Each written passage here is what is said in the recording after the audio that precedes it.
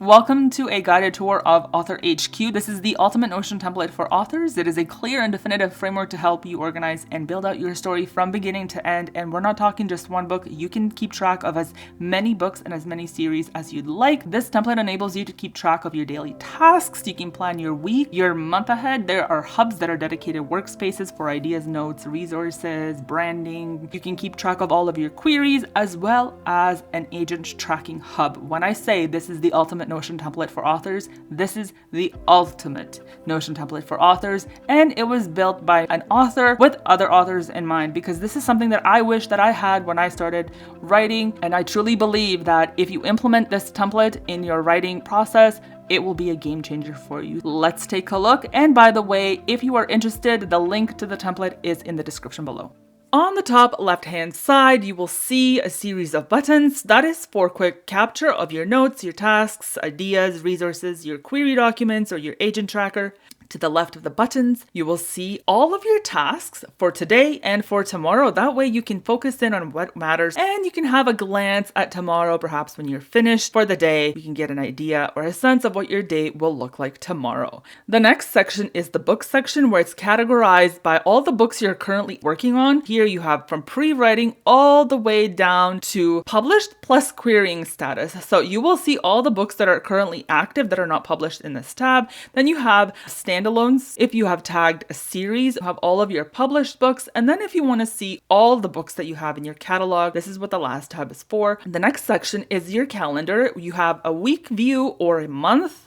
And this is just going to show you all of your tasks on a calendar. So you can get a bird's eye view of what your week or your month is going to look like. And then you have all the completed tasks view. Well, right now we have no completed tasks, and so there's not going to be any here. But once you do have a completed task, this is where it's going to show up. And then you have an all task tab. This is going to show you all of the tasks that you have ever created. But for the most part, you're going to be in the week or the month view, where you can just have an overview of your schedule. Then the next section is called hubs. We're going to get into the details of what each of these does as we go through this template. And then the last section on the main page is the buckets. This is primarily for categorization purposes. So now let's get into how each of these functions. Let's create a couple of tasks so that we see how they interact on the actual dashboard and how they show up on the calendar down here, both in the week and the month view, and just see how everything interacts with each other. The first task we're going to be creating is one for the Longshore Fire book. As you can see here, the status of the book is set to second draft. So now let's say we want to prep for the third draft and we want to make that as a task. So we're going to create a new task using the button, and we're just going to say prep for third draft. Now there's two dates that you need to be mindful of when creating tasks. One is the due date and one is the actual date that you want to do the task. Because we're doing this for today's date and we want it to show up in today's panel, we're going to select today's date, and the due date is when the task is actually due. So let's say this task is due 2 days from now. When we click that, this due date is color coded. It's going to be either blue or red. It's blue so long as you have time to complete the task. However, once we hit the day of the task, let's say the due date was today, it's going to turn red. This will tell you that you are in the day that this task is due or past. This is just a really great little visual cue. Let's just say this is going to be due for 2 days from now, so we'll leave it blue. So the next thing is the importance. How important is this task? Well, it's very important because we can't move on unless we complete it. So it is important. Is it urgent? Let's just say this is not an urgent task. Date selection is to give you an idea of the time frames that are required for the task, or if it's a personal task and not writing related. So let's say this is an easy task. And then you have the bucket. The bucket is your categories that this task falls under. So this is for writing, so we're just going to select writing, and then the book. You will always want to tag book related or book specific tasks to the book, because what happens is when you do that, so when we select the Longshore Fire, this is going to send this task to the actual book dashboard, because each one of these books down here have their own dashboard. So you can see right here where you have the task, and only those book specific tasks will show up here. When we go to the main panel, you can see how it is filled out here. Now let's take a look at how these things are organized, because all of your tasks are filtered through urgency and then importance. And you can see that here by clicking the little filter panel, and it'll show you the sorts. Whichever sort is on top is the one that takes precedence. So now let's take a look at how sorting works in real time. We want to publish the Longshore live. We want to create another task, and we're going to use the new page button here, create it from there. This task is very important, so we're going to give it the important designation, and then urgency is going to go to urgent. Now watch what happens when I click urgent. Boom, it jumps up to the top. So now automatically your day has been sorted to what is urgent and what is important. So that's for the tasks for today. And then for, let's say this task here, you want to move it to tomorrow, right? Then it's going to disappear from my day today and it will appear in the tomorrow tab. This is just great if you just kind of want to have a sense of, maybe you're finished for all of the things for today that you need to do and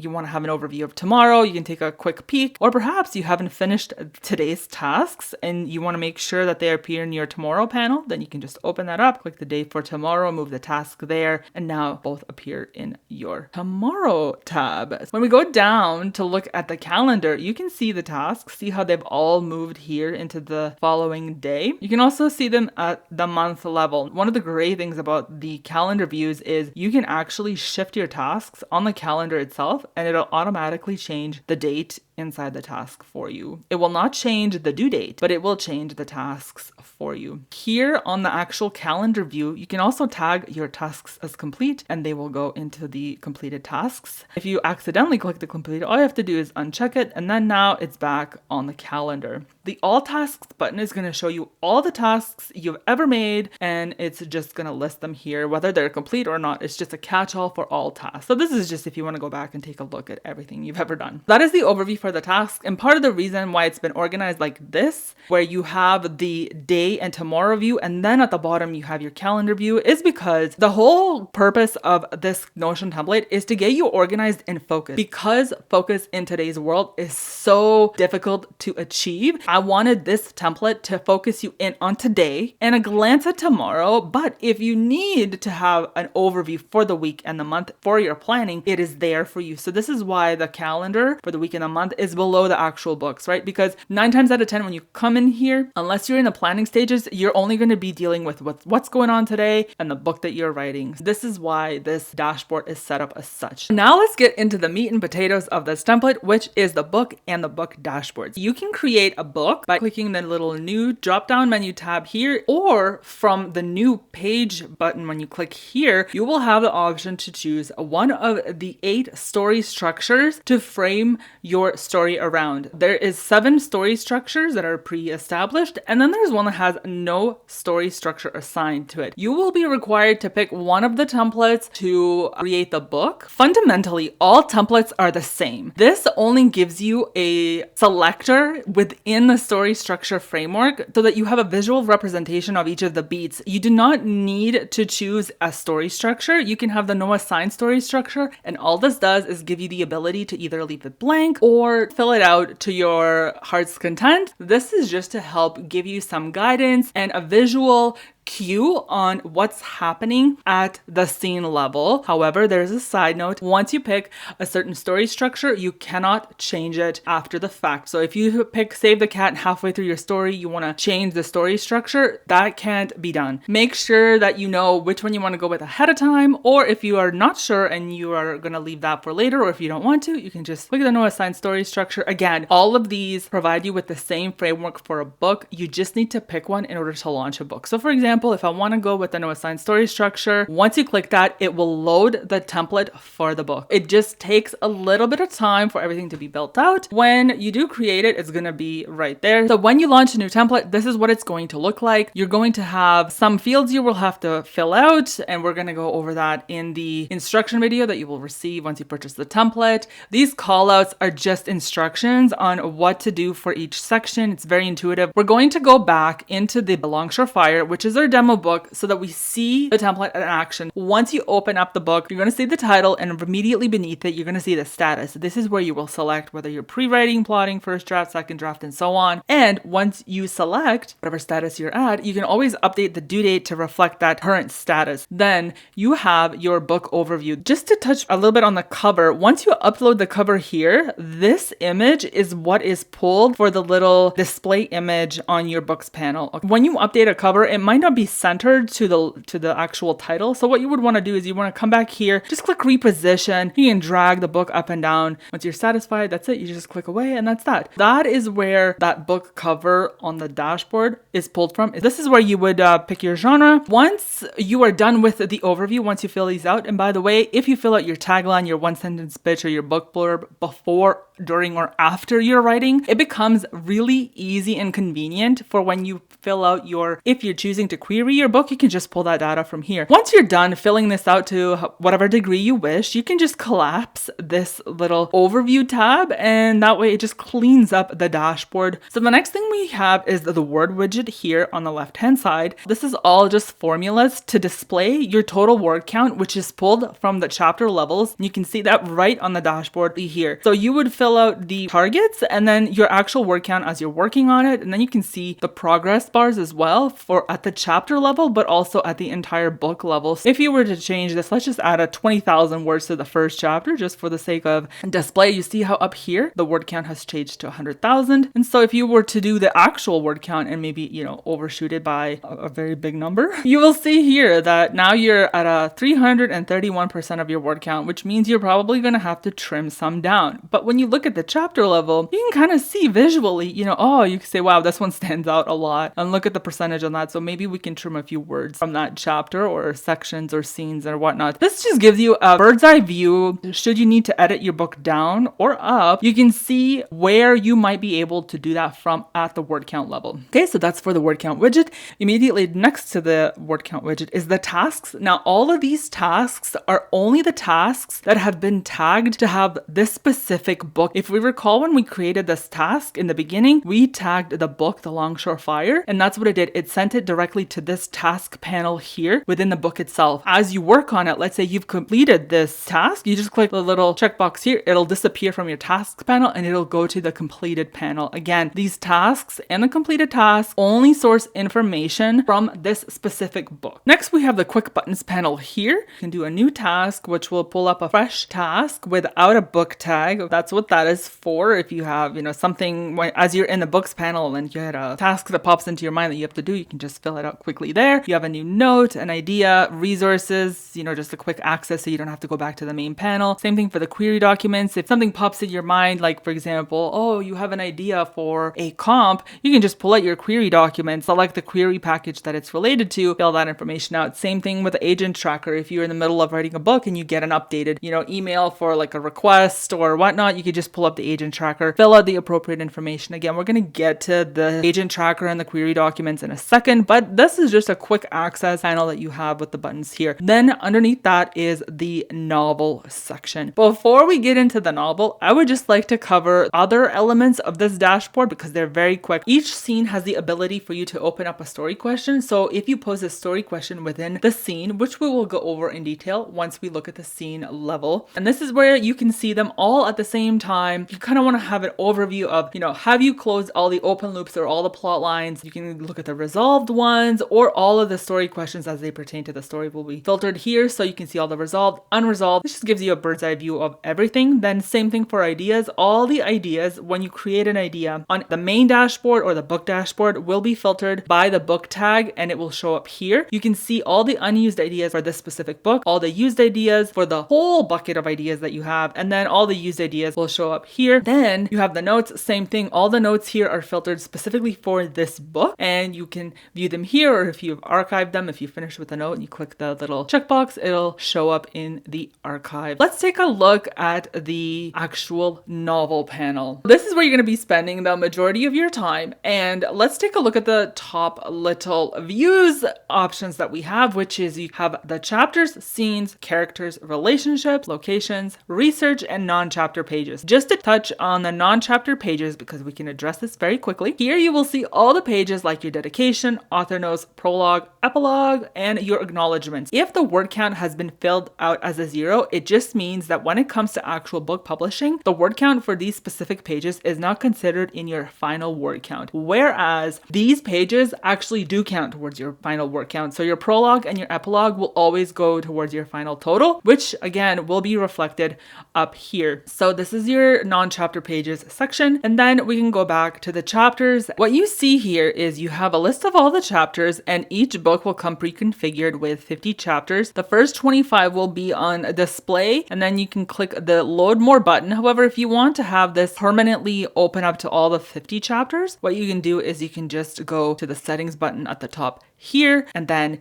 click on the layout, and then the load limit here at the bottom. If you click this 50, it will just permanently stay open at all the 50, but for the sake of visual simplicity, we just go to the 25, and that way you can see the first 25. If you need to see more, click the load more button. Note, all of the book templates come pre-configured with the first 27 chapters filled out to have a 3,000 target word count. You can adjust this as you wish. However, this is the average, and so it's just been created like that for your convenience. If you want to change it, you can just simply highlight the whole column and delete, and then just enter however much you want. Just a side note, if you see the word progress bar disappear, it's because you have a word count entered in the actual word count, but not in the target. So if you add, any number here, immediately the progress bar will appear. We're just going to leave the word count as is for the time being. And then that gives you industry standard for the word count goal of about 80,000 words. So that just kind of gives you a simple overview, but again, you can have your word count target as high or as low as you want, and you can have as many chapters as you want. Let's take a look at the chapters at the page level. When we open the chapter page, you're going to have tabs up here that says chapter overview, scenes, unresolved question, and resolved question. Now, the unresolved question and the resolved questions both pull the data from a scene level story question that you will see when we discuss the actual scene panel. This here, it just pulls the same information that you will have on your main dashboard here where it says story questions. All of these questions are going to appear here. So this is just so you can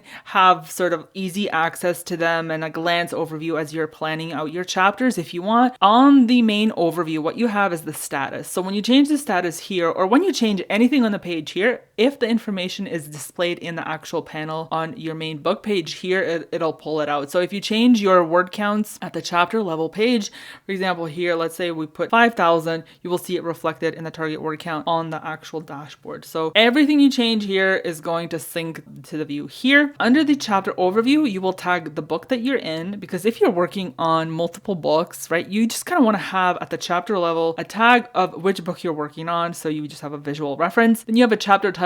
If you're utilizing chapter titles for your book, this is where you would put it. Chapter purpose, a 1-sentence breakdown, and a chapter summary if you want a little bit more details. Now, if you want to really get into the nitty-gritty and write like a long-winded breakdown of the chapter or brainstorming or anything, you can just write that at the underneath here on the actual page. But in general terms, this is just to simply have a big picture overview of each chapter. The scenes panel on the chapter page, this is to help you with continuity. So you see where your characters are in like terms of location, what time of day it is, the weather and ambiance. So now let's take a look at the actual scene pages and how this all displays. When you look at the chapters which are laid out horizontally beneath them, you will see all the scenes. The naming convention for all of the scenes is a 1.1. So scene 1 is 1.1, scene 2 is 1.2. First number represents the chapter, the second number represents the scene. When we look at the scenes panel, it is organized horizontally. And when we scroll to the end, we are only displaying the first 10 chapters. When we want to see the next 10 chapters, we'll just hit load more groups, and then it will just load the next 10 chapters, and so on and so on. The way you would add a scene, if you need an additional scene per chapter, is you could just click here. And what that will do is it will create a new scene. And as long as you name it according to the naming convention, so chapter 1, it will be 1. And then scene 4, right? So we'll add a 4. It'll automatically categorize and organize where it should go, which is at the end or after scene number 3. If you do not need a scene in the chapter, all you would do is you can leave a blank if you don't want to bother deleting it, but you could just delete it like so. All of the chapters come pre-configured with 3 scenes. For your convenience, you can have as many scenes in a chapter or as few as you want. So if you need to add more, you just add a new page. If you need to remove scenes, you just click on the 3 dots, click delete, like so. That is the scene panel. But now let's actually open the scene pages themselves. So when we do, and this is where we're going to have the majority of our information in terms of our story stored. When you open a fresh scene, you're going to have the status option here. So if you start, planning it, you can change it to planning, and then you can see it here also changes on the dashboard. What you will have at the top is 3 views. You have the scene overview, unresolved questions, and resolved questions. So these unresolved questions and resolved questions are the same unresolved questions that you will have here under the story questions panel. And it's also the same questions that you have at the chapter level. This is going to ensure that you have no plot holes, no unanswered questions. All of the curiosity seeds have come to fruition by the end of the story. Everything has been addressed. Everything is full circle by the time you type the end in your story. And if you type the end in your story, then you can come and look at the story questions here on the main panel and see, well, you know what? I didn't answer this question. That means there's a plot hole in my story. On the upside, if you're writing a series, the story questions here will give you an idea or a hook for the next book. If you are intentionally leaving open questions, open loops, unresolved plot lines, then you can have them here on this panel. And when you write the next book, you can come back here and reference, see, this is what we left unresolved. And then you can address it in the following book or carry on throughout the series. So this is one of the most important elements of the scene level as you fill it out is the story question. So now let's take a look at the scene overview. In the scene overview, you'll have 3 major panels, which is the scene overview, setting details, and the scene setup. By the way, if you just scroll down a little bit more on the actual page, you have a little tab that you can open up for scene setup explainers. All this does is this gives you guidance on what you need to fill out in these sections here. So this is just a little bit of an explainer to help guide you. When we go look at the scene overview, you're always going to have the chapter tag. If you recall, when we created the book, we chose a story structure. And for this one, it is Save the Cat. The thing about Notion is that the story structure relation, the pages always come out jumbled in the display, and there's nothing we could do about that. But the reason why we choose this option is because when you select a story beat and then you click on the story beat, it will open up a page with the description of what the beat is, and you will have below that all of the beats in the order that they're supposed to appear, and the page that you're currently on will be highlighted in a blue box. That way you know on which beat you are currently at, and so that you can select the appropriate one for the next scene. Now, if you chose no story structure, this field would be the same as a regular text field. So what would happen is you would be able to just enter, anything or just leave a blank. Or even if you choose a story structure and they say, you know what, I changed my mind, I don't want to do a story structure, you can just remove this and leave it empty. So this is really just if you want it there. If you don't have to use it. Then we have a character POVs. If you have multiple POVs in your story, you can choose which characters the POV scene is from. Then you have characters in the scenes. All the characters that are involved, you can tag them here. Then you have your locations, 1-sentence summary of the scene if you wish. And then if there's any research that belongs to the specific scene, you can just tag it here. You can create a research page that you might want to update later directly from here. Next, we have setting details. So this is season, weather, time and day, ambiance, emotional tone. You can be as thorough or as vague about this as you want. Again, this will help you with sensory details and is going to help you with continuity from scene to scene. And then we have the scene setup. So this here is probably the most important part. So this is the goal of the scene, the setup, crossroads, outcome, the new question, which is one of the most important things for continuity, and then any notes you might have. For short notes, if you want to have a longer note, you can expand on that at the bottom here. And again, forget the scene explainers are there for you too. That is the scene level overview. So this is an empty scene. Let's take a look here at a pre-made scene. So you just kind of get an idea of how it looks when it's actually filled out. That's what that looks like. Now moving on, we go into the characters panel. Here you will see your characters organized organized by their role in the story. So when you look at the roles here, where it goes protagonist, antagonist, and so on and so forth, this is the order they will appear on this list. Just to keep in mind something about the roles, you can have the love interest also be a confidant, okay? So you can tag multiple roles for a character, and depending on which one comes first in the order is how they're going to be organized on this list. When we open a character panel, what you will see is a long list, over 100 details that you can fill out about a character. For example, this one has almost all of them filled out, but not all, because sometimes you might not care about some details like the birthplace, or it just depends on how relevant these elements are to your story, and that's how you pick which ones you want to include and which ones you don't. If you don't want to have all of these scene aspects open like this, you can actually just collapse them. So that's it.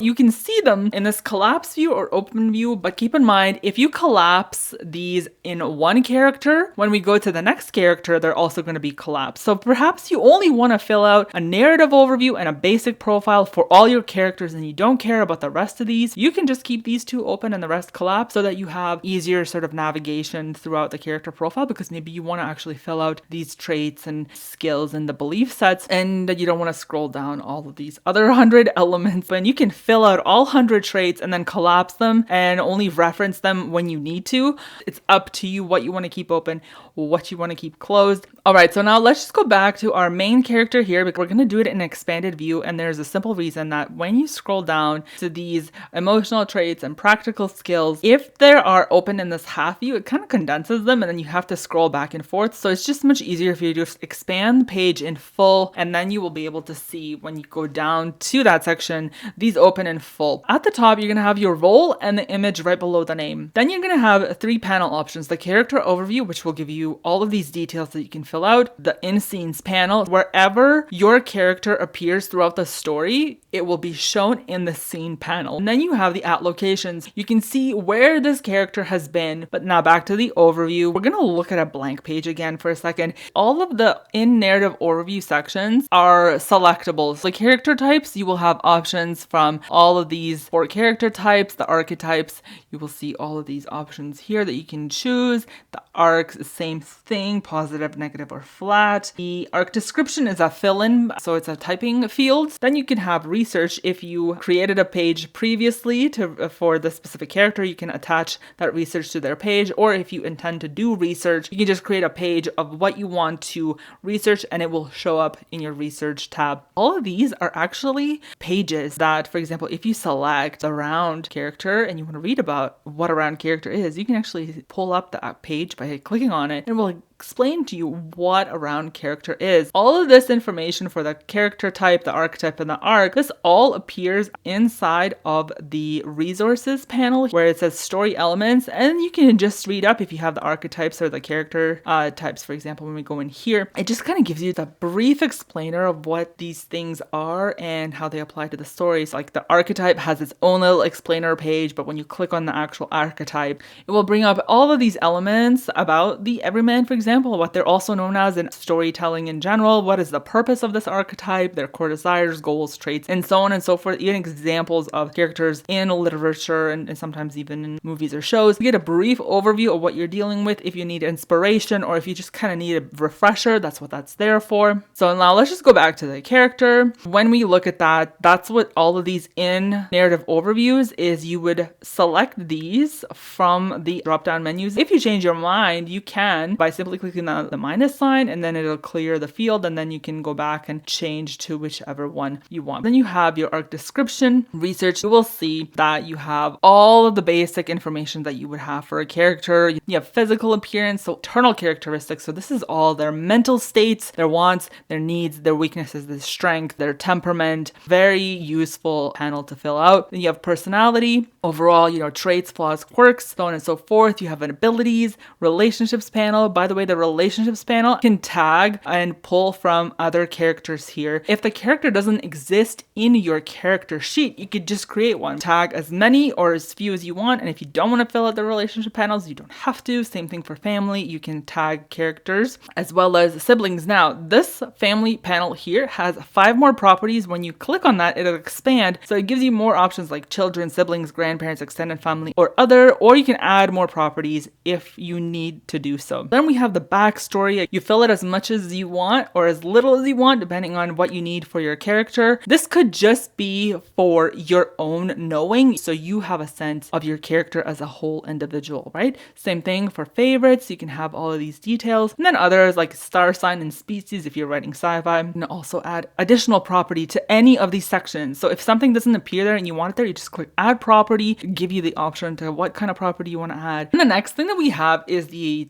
emotional traits, the skills, priorities, belief systems, physical traits, and the personality slider. When you create a new character, those panels are going to be collapsed like so, because you might not want to fill them out. But if you do, then you would just click the toggle and then you would go about filling these out. So for example, is your character very empathetic? Let's say they are. Are they resilient? Maybe they're only partially resilient. Let's put it, a 3. Are they a sensitive person? Well, usually a person who's highly empathetic tends to be very sensitive. But what if they're not? What if they're highly empathetic but a non-sensitive person? Well, that would inform you about who your character is. So this is more about helping you understand your characters than it is for anything else. So you can fill out as many of these as you want. You can, look at the practical skills, personality slider. Let's take a look at that one. So when you open that up, all the settings are set to the center. You can, like the rating system, click on the dots and then click on which one is more. Are they introverted or are they more extroverted? Well, perhaps they're more extroverted. Are they a leader or a follower? Let's say that they are a leader, because you know what? An extrovert usually fits with the leader personality. However, if they're an extrovert but their leadership is extremely low, that will tell you something about that character. So you see how simply shifting the leader and follower rating makes this person a completely different individual, right? The more you get into this rating system, the more you're going to get a sense of who this character as a whole is. So this is one of my favorite aspects of this, is this slider system as well as the rating system, because it really helps you thoroughly understand your character. And then at the bottom of the page, this is where you will have your character mood board. So this you can put, all the hair color, eye color, what they wear, their things that are important to them, kind of their diet, just an inspiration or visual representation of who your character is, that if you're writing and for some reason you can't tune into them, you can just come here, look at the mood board and be like, yes, I remember who this person is. So that about covers it for the character profile. At the bottom, you can add any additional notes or expand as much as you want. It's really up to you about how little or how much you want to fill out when it comes to each character, because for your primary characters, you might want to fill out every single detail, but then you have certain characters that will appear for one scene and maybe you don't need that. Maybe you just need like their name and their age, and that's it. So you can fill it as much or as little as you want about characters. Moving on to the relationships panel, here we have an expanded overview of specific character relationships that you want to have more details about. For this book, we have Josie and Eric, who are the romantic couple in the story, right? So we would say their relationship type is, you would type it in here.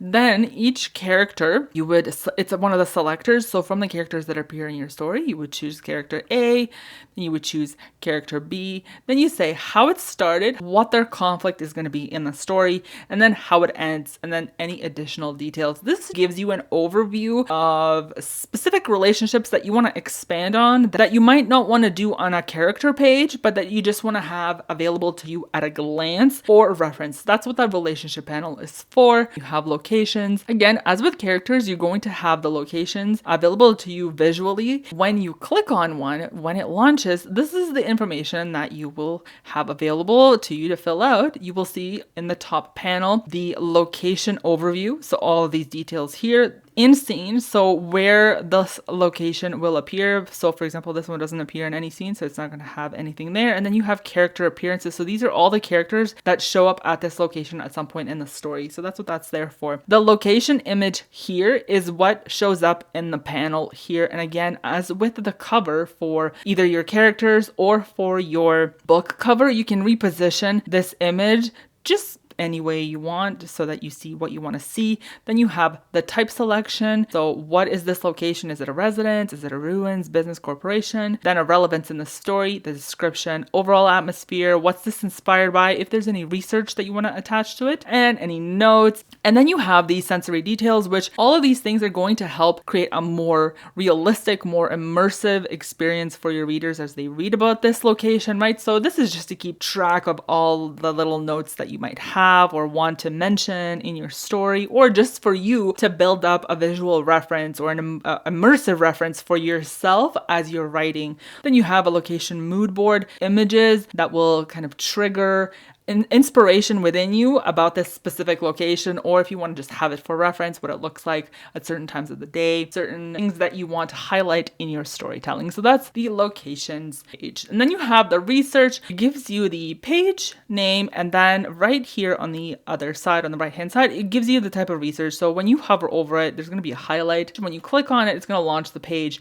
And then you see all of these options you can fill out. For example, the subject, when you click on it, it's going to give you all these options. And if there's not an option here, you can always create one. So, you can type it out, click enter, and then that field will appear. Source type. Is it a book, video, podcast, website, blog, article? Then you have the URL. If you have any files you want to attach. Then you have notes, and then related story elements. Is this related to a character, a location, or a scene? Depending on how you use this part here, because it could be a character and a location. If you tag a location and a character in the actual character profile or the location profile, this research will be tagged on their specific pages. That concludes all of our panels for the novel, and we can get back into the main dashboard and discuss what all of the hubs and what all of the buckets are for. Hubs are your dedicated workspaces for each of these compartments of your writing. The notes hub will contain all of the notes you've ever taken within this template, and it will have the buckets that they belong to and the books they might be attached to, whether it's archived or not, the little selection button here. So then you can just click on the archive and it will remove it from the new notes list,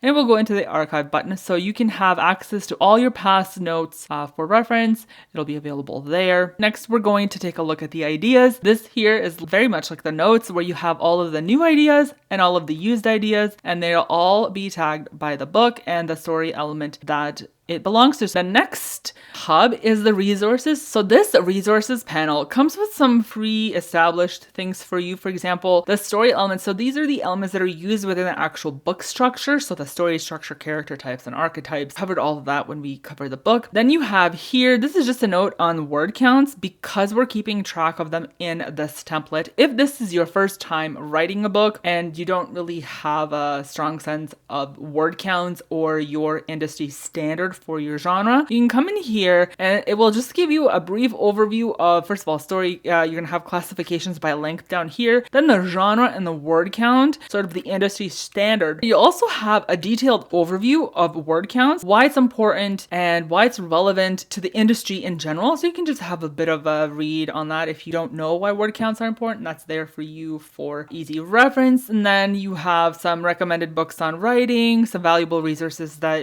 some links that you might find useful, and then the main cover image. So this is if you want to view your template in light mode. Here, the main cover images, you will have the option to switch the AuthorHQ cover. If you have light mode enabled on your computer, the default cover, which is this one here for dark mode, is designed in such a way, as you can see, even in the dark one, it has a bit of a shadow. So even if you are in light mode like so, you don't necessarily have to change the cover because there is a bit of a drop shadow so that you can still see the AuthorHQ, but there is a dedicated cover for light mode that if you wish to switch, all you do is you click on the three dots or the little arrow, it says download, you click on the dots, click download from that way, and then you can just upload it to the main cover so you can have this cover instead of this one. But if you don't wish to change it, you can just leave this one up or you can customize it to whichever cover you wish. So in your hub for social media, you will have your asset library, which will contain your social media bios. You can add additional pages of anything you would like to keep track of with respect to your social media. And you can just do that by clicking new page here. The social media bios is just a page for you to play around with and work on a social media bio that is effective for you as an author. And if you would like, there is a link to a free guide here on how to create an effective social media bio specifically for authors. So that's available to you there. And then at the bottom here, we have all of the major social medias, and you can type in your username and the link to it. So that way you just have a quick access to them. The branding hub is exactly as it sounds like. This is where you will keep track of all your branding colors, all of your fonts, your logos from small to large, your favicons, your headshots, whether it be for your social media, a book cover. This just helps you keep track of all of these elements in one spot. So if you're creating anything in Canva or your website, or if you just need to give these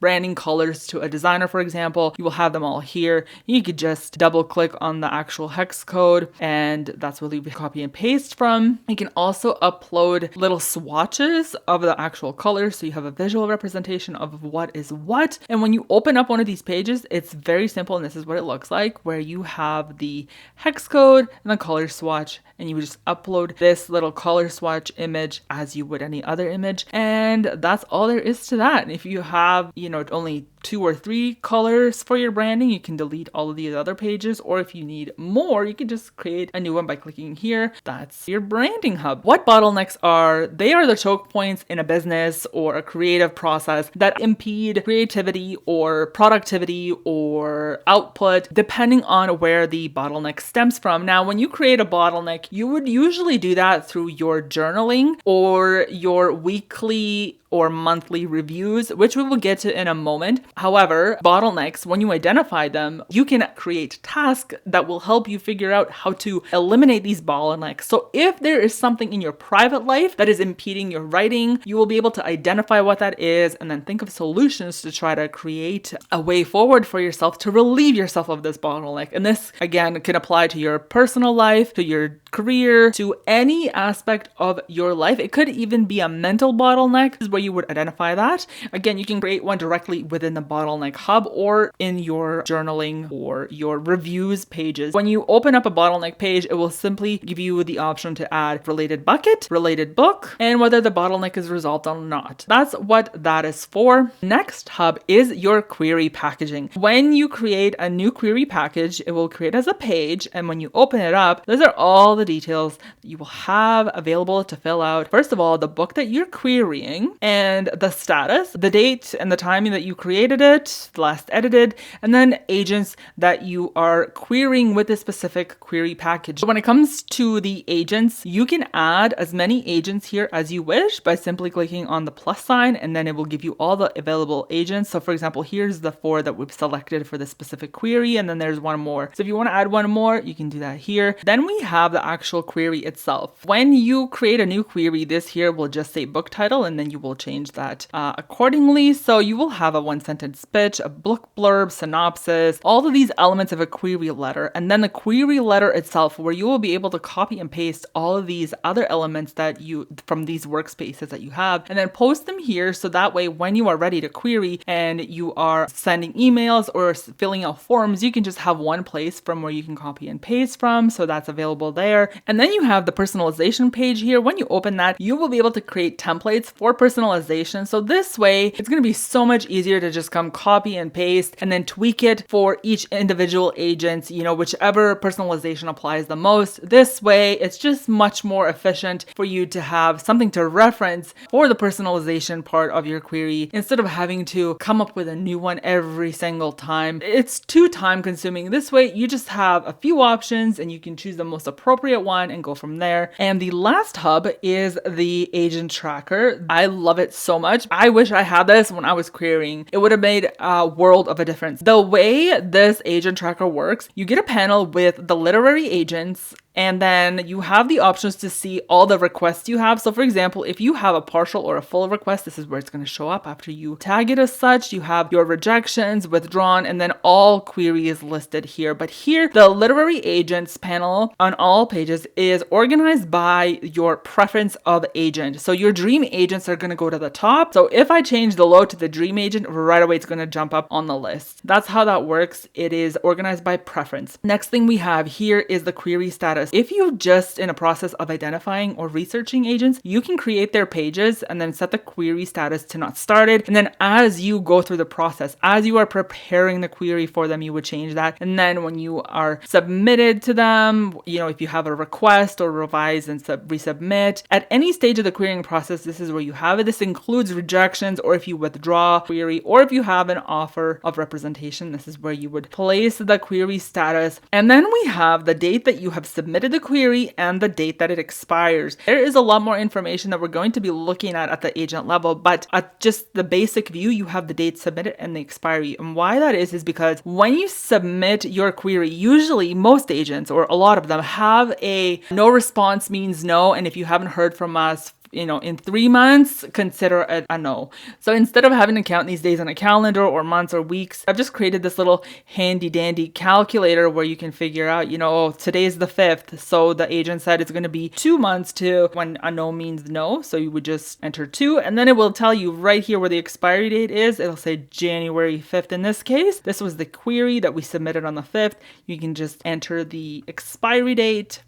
When the date of the query is past its expiry, it'll turn red. This way you can visually see when you log into your agent tracker. You just log in, you say, oh yeah, so this one is a rejection, but it is a no response. It's an expired one. So you could just come here, you click on it, and then it will remove it from the agent panel, because this will only show your live queries. Anything that is from the not started all the way down to the resubmitted will show you in this panel, including the offer of rep. All the other ones, the rejections or the expired or the withdrawn, will not show in the main panel. They will be here in these other panels. If you scroll down a little bit further, you will see a calendar view of all of your queries. And when you enter a query in the agent tracker up here, it will show up on the calendar on the date that it expires. So you see here, it says November 17th. This is when it expires, but this is just so you have a visual overview of when to expect, answers that are coming up. So you can mentally prepare for potentially hearing back or maybe getting a rejection. And so you can plan ahead for if you want to send out more queries to the next batch of agents. This is a great little overview to have. That is what the query calendar view is there for. Let's take a look at all the details you will see within the actual agents panel. So you will be able to set the preference, the query status, a date submitted, an expiry date, email, their agency, their website, the query tracker, their profile page, as well as their query tracker form if they have one. Any attachments, then the agent's manuscript wish list. So if an agent identifies the genres or what they're looking for in their profile, this is where you will be able to place that, any notes, and then any query documents that you will attach. So once you are actually ready to send a query, you would be attaching that query here. If you recall seeing on the query package, there was a section for agents. Now, if we click on this package here, it'll open that query package. So the agents that you're queried, once you tag the agent with this package, it'll show up here and vice versa. That is what that field is for. So if you remove this, now it will be actually removed from the agents page. If you're querying this specific agent, you tag them with which query you're sending out, and then they will appear in that query document as well. It is extremely robust, extremely awesome at keeping track of all these different elements, and also to keep a historical record. So in the future, if you want to query again, you have all this information accessible to you.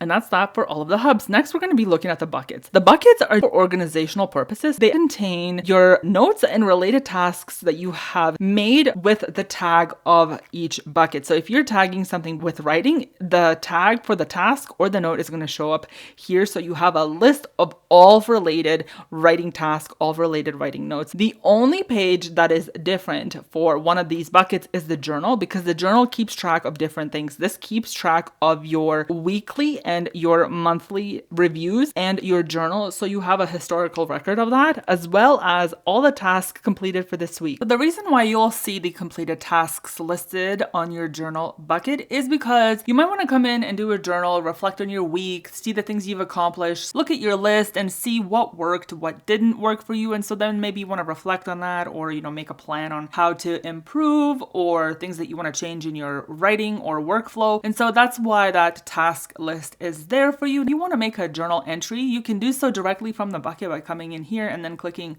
the new page. Now, just something to keep in mind, you can also do a weekly and a monthly review from this page, but in order to do that, you're going to need to do it from the drop-down menu at the top right hand here, and then select either a weekly or a monthly review. But if you just simply want to do a journal entry, you can do so by making a new page. And because we're doing this from the journal bucket, it will automatically tag that page as a journal. Now, there are other ways that you can create an entry for a journal or your weekly and monthly reviews, and that is from the top of the HQ dashboard, so where your My Day Today task panel is, and you can do so by, again, coming to the drop-down menu at the top right-hand side and then do a journal, a weekly review, or a monthly review. When you open up a weekly review, what that does is simply tags all the relevant information and then asks you a bunch of questions and asks you to reflect on your week, identify bottlenecks. It is the same for the monthly review, it's just slightly tweaked for a monthly reflection. You can also add from the weekly and the monthly calendar the journal entries and the weekly review. Now, what's great about doing this at the calendar level is that if you want to pre-plan a weekly review or a monthly review, you can do so on the calendar, and you can simply drag and drop wherever you want this review to be. So if you want to do it every week, you have two options. You can either duplicate by right-clicking and then going duplicate. It will duplicate